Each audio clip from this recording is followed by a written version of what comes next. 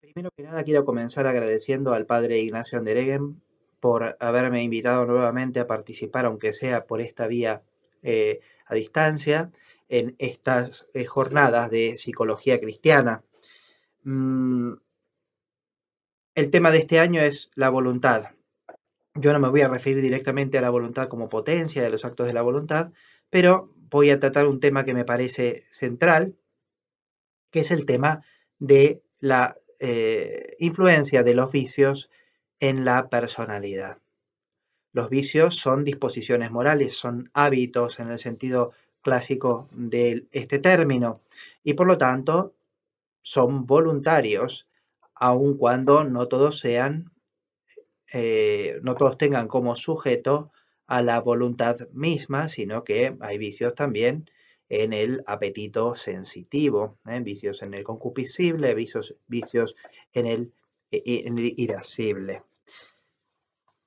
Los vicios son, al igual que las virtudes, disposiciones que se forman por la costumbre, por la acción, por la actividad, y que resultan ser pues unas disposiciones permanentes del carácter, disposiciones permanentes del carácter que inclinan a operar en una determinada dirección.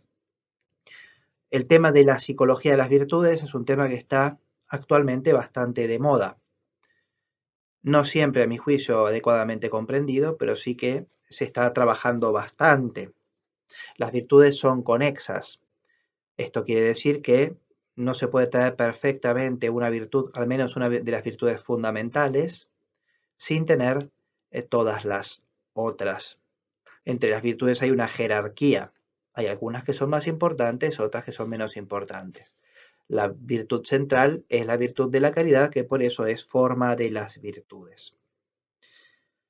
Las disposiciones opuestas a las virtudes son los vicios. Es importante destacar la diferencia entre el concepto de vicio y el concepto de pecado.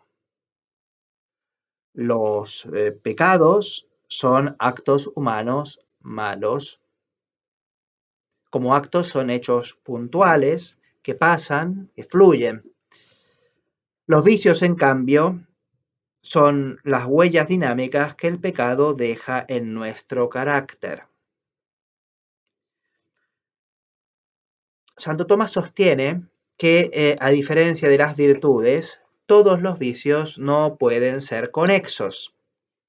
La razón es, en primer lugar, que, al consistir en una separación del verdadero bien del hombre, que es Dios, que unifica jerárquicamente todos los bienes participados en las criaturas, el vicio y el pecado tienen un efecto corrosivo del carácter y de la personalidad moral, dispersan las fuerzas anímicas. Además, y como consecuencia de esto, hay vicios que son opuestos entre sí y que no se pueden poseer simultáneamente y en conexión.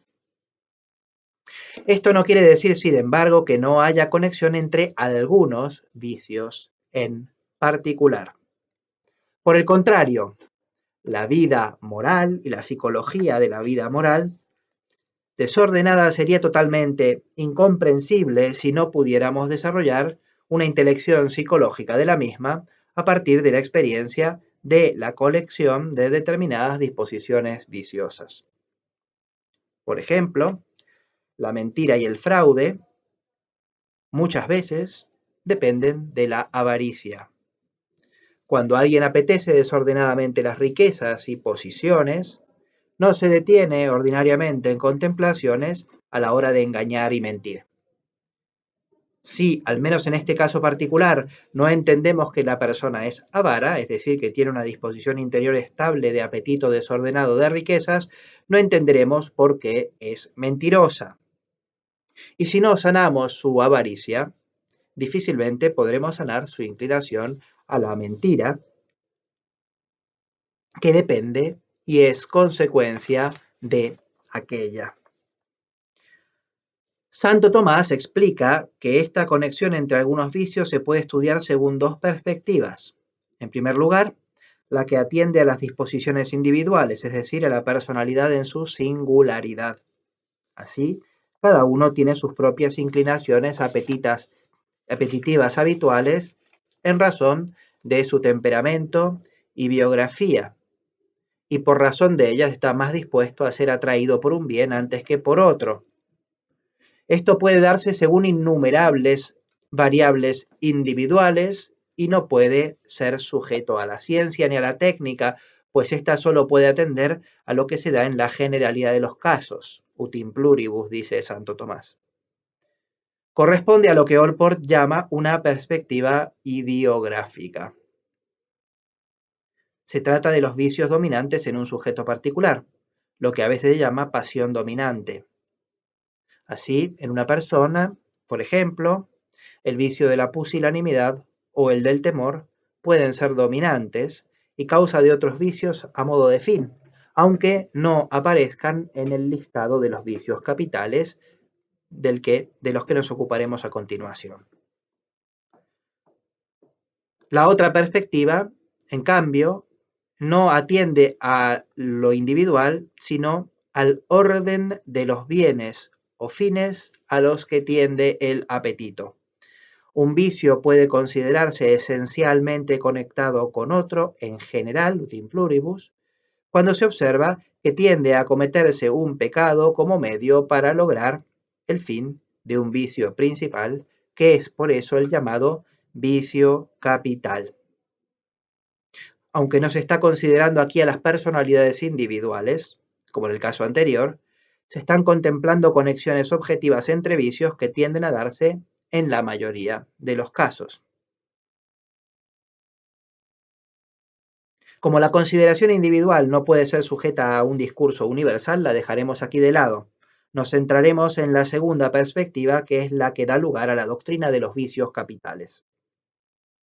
Se llaman vicios capitales aquellas disposiciones morales estables, rasgos de carácter moral, que inclinan fuera del orden de la recta razón a fines tan importantes o atractivos que causan el surgir de otros pecados o vicios de los que son cabeza, de allí que llamen capitales. La concepción de Santo Tomás se inspira principalmente en la de San Gregorio Magno, aunque la enriquece con la de otros autores como Casiano y San Isidoro, por ejemplo. Para ser claros, esta doctrina considera que hay algunas disposiciones desordenadas del carácter, vicios, que tienen una especial importancia para comprender la psicología del pecado. Esta importancia no radica en la gravedad del pecado al que estos vicios inclinan, pues hay vicios muy graves que no están entre los capitales, como el odio, la infidelidad o la desesperación, que van en contra de las virtudes teologales, y hay vicios que inclinan a pecados que en general son veniales, como la gula. No es por ello adecuado llamarlos deadly sins, como lo llaman los anglosajones, porque no todos ellos son en sí mismos graves o mortales.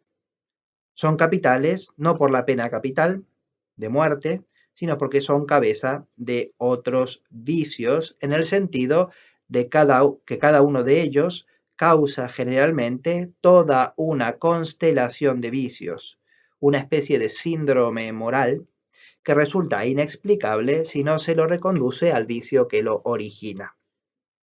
Por ejemplo, según San Gregorio Magno y Santo Tomás, la vanagloria, que es el primero de los vicios capitales, causa vicios como la jactancia, la presunción de originalidad, la hipocresía, la terquedad, la discordia o la desobediencia. Estos defectos del carácter están vinculados psicológicamente a la vanagloria y por eso configuran una especie de síndrome moral. Si nos encontramos con una persona que muestra conductas acordes a varios de estos vicios, podremos colegir que la raíz causal se encuentra en la vanagloria y que, si no se afronta la sanación de este vicio, difícilmente se combatirán los otros que encuentran su razón de ser en aquel. Estoy convencido, y lo he dicho muchas veces, de que gran parte de los problemas humanos, especialmente relativos al carácter, se comprenderían y se tratarían mejor si se conociera y comprendiera adecuadamente esta doctrina clásica de los vicios capitales. y que no solo los formadores espirituales, sino también los psicólogos profesionales ganarían intelecciones muy valiosas sobre lo que les sucede a las personas a las que ayudan. En esta sede, a causa del tiempo, no podemos desarrollarlos pormenorizadamente a todos. Nos detendremos solo en uno de ellos, uno de los casos más interesantes, que es el síndrome espiritual de la asedia, también recogida en el diccionario de la Real Academia como asedia, que es la palabra que prefieren, o asidia, que viene del griego akedia, y en latín asedia o acchidia. Como es bien sabido, se trata de un vicio sobre el que llamaron la atención los padres del desierto en su doctrina sobre los 8 pensamientos que acosan al monje, que lo tientan, y que Santo Tomás unifica con la tristitia de la doctrina de San Gregorio Magno. En el listado de los vicios capitales hoy se la suele denominar pereza, pero en Santo Tomás este vicio es distinto de la tristeza en el obrar, que se opone a la virtud de la diligencia. Santo Tomás utiliza la palabra asedia para referirse a dos realidades distintas, aunque conectadas. En primer lugar, la palabra asedia designa una pasión, es decir, en el lenguaje de la psicología actual, una emoción. Las pasiones son actos del apetito sensitivo y, por lo tanto, una realidad esencialmente móvil. Santo Tomás la considera una de las especies en que se divide la tristeza, siguiendo el de fide ortodoxa de San Juan Damasceno, que distinguía las siguientes clases de tristeza: la misericordia, la envidia, la angustia y la asedia. La envidia es la tristeza del bien ajeno. La misericordia, la tristeza por el mal ajeno. La angustia es una tristeza que se siente como un peso en el alma. Y finalmente, la asedia es una tristeza tan profunda que pesa a tal punto en el ánimo que postra al sujeto y deprime el ánimo, paralizando completamente a la persona que la sufre. La asedia, que es vicio capital, en cambio, no es un acto, sino una disposición estable del carácter, un habitus. Se trata, por lo tanto, de una disposición a padecer el tipo de tristeza que se llama asedia. Pero no cualquier tipo de asedia, sino aquella que tiene por objeto el bien divino interior. Para comprender qué quiere decir esto, hay que recordar que los vicios son disposiciones que implican una privación de un bien, y no se puede comprender del todo sin una referencia al bien del que privan, es decir, a la virtud a la que se oponen. Según Santo Tomás, la virtud a la que se opone la asedia, que es vicio capital, es la caridad, o mejor, a lo que se opone la asedia es a uno de los efectos de la caridad, que es el gozo. Expliquemos esto para comprender a fondo en qué consiste esta peculiar disposición del carácter que llamamos asedia. La caridad es, según Santo Tomás, una virtud teologal, por lo tanto, infundida por Dios en el alma con la gracia. Por ella se establece entre Dios y el hombre una relación de amistad en la que Dios ha tenido la iniciativa. Por esta virtud estamos dispuestos interiormente para amar a Dios no solo como un bien para nosotros, sino como el amigo ama al amigo, es decir, por sí mismo. Amor personal. De la caridad brotan como efectos el gozo y la paz. El afecto del amor produce lo que Santo Tomás llama la mutua inherencia, por la que los que se aman se llevan recíprocamente en su interior. El amante lleva al amado interiormente, no solo en su pensamiento, no es solo una presencia cognitiva, sino también y principalmente en su afecto, que es lo que queremos decir cuando afirmamos que llevábamos a alguien en nuestro corazón. No solo lo recordamos, sino que está afectivamente en nuestro interior. Esta presencia afectiva, aunque especificada por la presencia cognitiva, es diferente de aquella y fuente de una experiencia afectiva sui generis que a veces Santo Tomás llama sensación. La caridad, por lo tanto, realiza una presencia afectiva del bien divino de la que derivan una paz y un gozo profundos. Aunque siendo la caridad un hábito sobrenatural, este gozo no se sienta actualmente en acto siempre, ese gozo es efecto per se de la posesión del sumo bien que es Dios. Cuando la caridad se apaga, lo que no puede darse sin faltas anteriores, este gozo interior se pierde. Santo Tomás vincula la palabra acchidia con lo ácido. Las cosas ácidas en general son frías.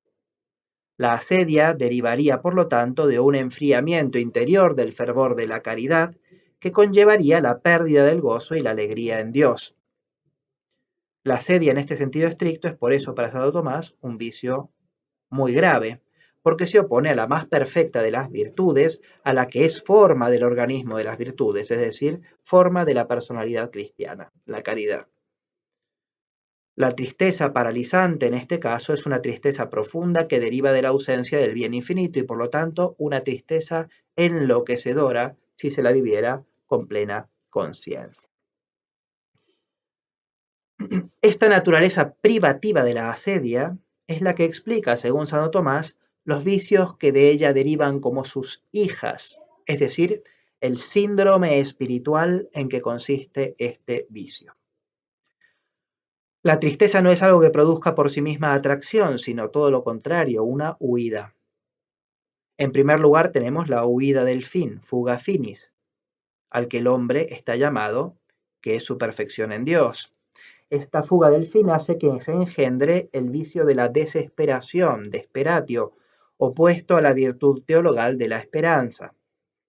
Consiguientemente a la desesperación del fin, se sigue un anquilosamiento en la búsqueda de los medios que conducen al fin. Primero que nada, respecto de los medios que caen bajo consejo, produciéndose el vicio de la pusilanimidad. La pusilanimidad es un vicio opuesto a la virtud de la magnanimidad. Esta virtud, tal como la explica Santo Tomás inspirándose en Aristóteles, es una especie de supervirtud, pues supone la posesión de todas las otras. Es la virtud que consiste en una disposición interior a llevar todas las virtudes a su máximo despliegue. Es como una generosidad espiritual en la que la persona se entrega completamente a la tarea de la perfección espiritual. Es lógico, por lo tanto, que la desesperación lleve a la pusilanimidad, es decir, a una vida mediocre. Pero también afecta el cumplimiento de los preceptos morales obligatorios, produciendo una especie de anomia moral por la que el cumplimiento de estos preceptos se relaja o simplemente se abandona del todo. Es lo que Santo Tomás llama torpor, apatía, respecto de los preceptos. Como consecuencia de este proceso de relajación y caída, la persona desarrolla lo que Santo Tomás llama divagación de la mente acerca de lo ilícito. Desarrollando este concepto en profundidad, Santo Tomás dice que, como nadie puede permanecer en la tristeza, la persona necesita moverse en busca de un placer vicario que sustituya la ausencia del gozo de la caridad. No encontrando el bien en su propio interior, debe buscarlo en el exterior. Se da así un proceso de búsqueda de placeres que produce una profunda inestabilidad en todos los aspectos de la personalidad. Inestabilidad cognitiva, por el desarrollo del vicio de la curiosidad, que es una búsqueda desordenada de conocimiento. Inestabilidad de la voluntad, por la mutabilidad de los propósitos. Inquietud corporal, necesidad de cambiar de lugares y de tener nuevas experiencias. Este es el primer conjunto de defectos causados por la asedia, el primer conjunto de síntomas del síndrome de la asedia, que van en la línea de una corrosión de la personalidad moral y una fuga en la exterioridad. Hay un segundo conjunto de defectos que tienen que ver con la impugnación del bien. Santo Tomás dice que la persona que está triste tiende a dos cosas. En primer lugar, a escapar de lo que la entristece, y ese es el movimiento que se observa en ese primer sistema de vicios derivados de la asedia. Y en segundo lugar, a impugnar aquello que causa la tristeza. De este segundo movimiento derivan dos vicios. En primer lugar, el rencor. Se trata de una disposición del carácter por la cual la persona experimenta una especie de resentimiento hacia aquellas personas e instituciones que representan el bien moral y espiritual y que intentan comunicarlo. Este rencor produce en quien lo tiene una profunda amargura. En segundo lugar, tenemos la malicia, es decir, el odio del bien mismo. Este odio del bien mismo no puede ser el comienzo de este recorrido, sino que es el final del proceso de hundimiento en el síndrome de la asedia. Tenemos así un conjunto de disposiciones morales del carácter que van juntas. Asedia, desesperación, pusilanimidad, anomia, curiosidad, mutabilidad de propósitos, inquietud, inestabilidad, rencor, amargura y malicia. No se trata de una mera colección accidental de rasgos, sino que se puede inteligir una conexión esencial entre estas disposiciones. Este síndrome espiritual sería incomprensible sin reconducirlo como su causa a la asedia. La asedia, así, es un principio explicativo de la psicología de este profundo desorden espiritual que permite, lamentablemente, explicar tantas situaciones de letargo moral, amargura y resentimiento, especialmente en ambientes cristianos. ¿Cómo se lo sana? No yendo a la periferia, no yendo a la pusilanimidad, o atacar la pusilanimidad, o el rencor o la malicia, sino yendo a la raíz. Y la raíz es la caridad. La caridad es el remedio radical de este problema. Considero, finalmente, ya voy acabando, pero esto que voy a decir creo que es importante. Considero que la asedia puede servirnos de modelo para comprender la situación de aquellas personas que con tanta frecuencia vienen a la consulta de psicólogos y psiquiatras, que se caracterizan por haber sufrido desde su infancia un profundo vacío de amor que ha afectado la organización de su personalidad. No se trata, en este caso, de la asedia como vicio capital contra la caridad, pero tampoco de la asedia como mera pasión o emoción, sino de una disposición de la personalidad profundamente radicada en los estratos sensibles, imaginativo-afectivos de la persona. Hemos dicho que la caridad producía como efecto el gozo en consecuencia de la presencia afectiva de Dios en el alma. Algo análogo se puede decir de otros amores personales, y muy especialmente de ese amor con que la persona es amada por su madre y por su padre en el seno de la familia. En este orden, el primer amor es el de los padres.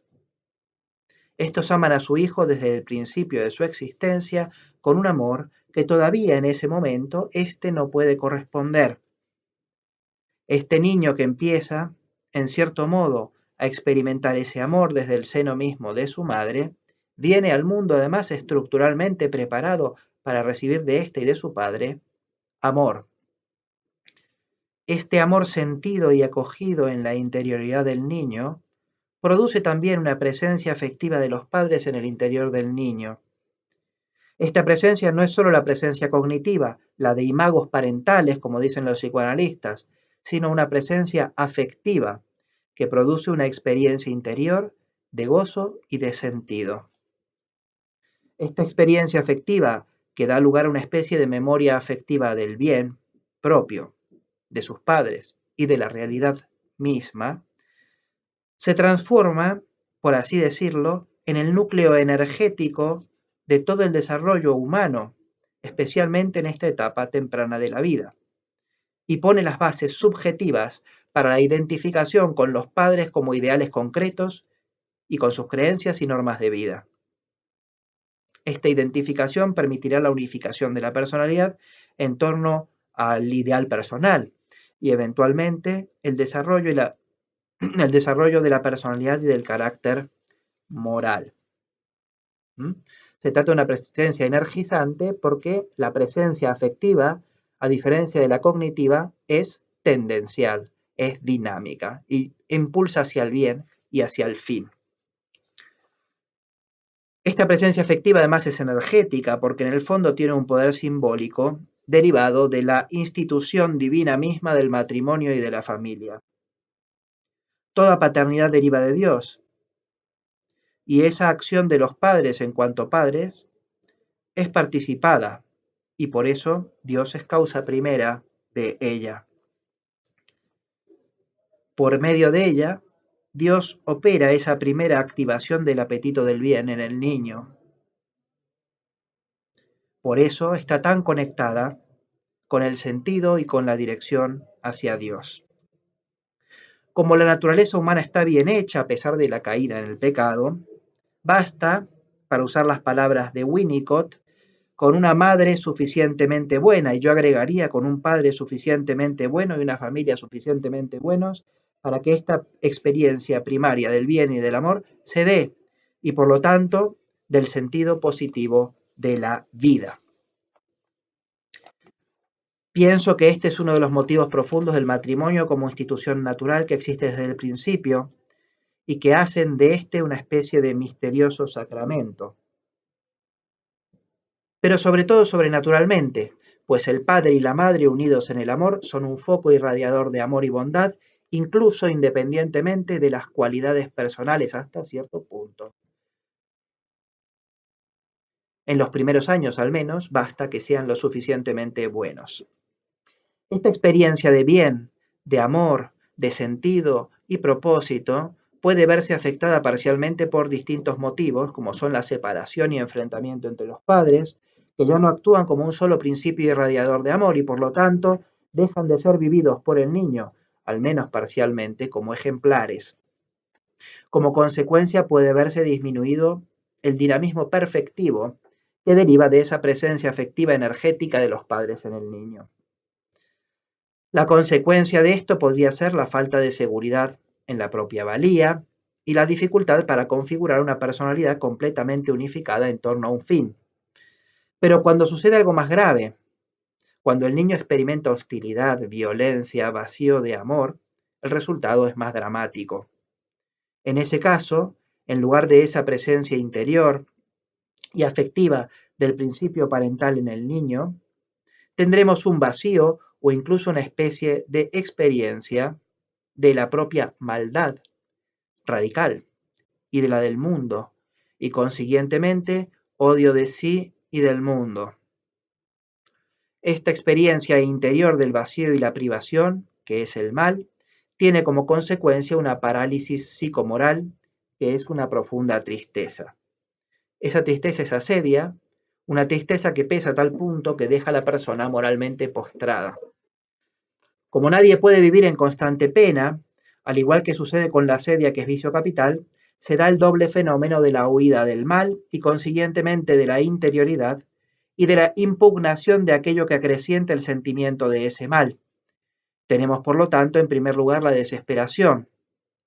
La esperanza es una virtud teologal que es fundamental en la estructuración de la personalidad cristiana y en consecuencia la desesperación que se le opone es altamente disolvente. Pero aquí se trata incluso de la esperanza natural en poder llegar a desarrollar las propias potencialidades naturales. Por la privación de esa experiencia afectiva energizante del bien, amor y sentido, la persona desespera de la propia autorrealización, de lo cual se sigue una dificultad radical de tener una personalidad organizada y unificada. De aquí se sigue la pusilanimidad, pues no se buscará una perfección y excelencia de carácter que se ve absolutamente imposible e irreal, de la que no se ha tenido la experiencia en esa especie de adelantamiento de la posesión del fin, que es la experiencia afectiva de los padres, los adultos amados que ya han llegado en cierto modo a ese fin. También la anomia respecto de las normas morales obligatorias. Como consecuencia, se cae en todas las formas de dispersión mental que Santo Tomás describe respecto de la asedia como vicio capital y que caen bajo el título de divagación mental.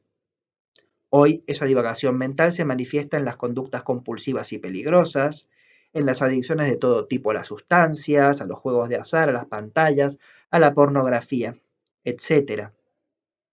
Finalmente se cae también en las dos actitudes que se refieren a la impugnación del bien, el rencor y la malicia.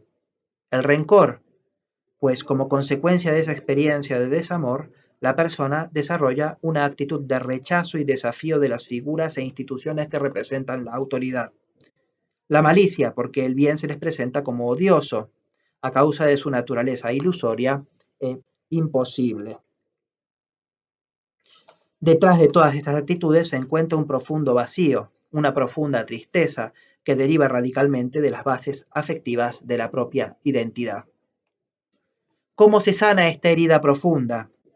Tienen razón quienes sostienen que no es suficiente, aunque sí muy necesaria, una terapia de las virtudes, porque falta aquí algo más radical de lo que la posibilidad del desarrollo de las virtudes depende.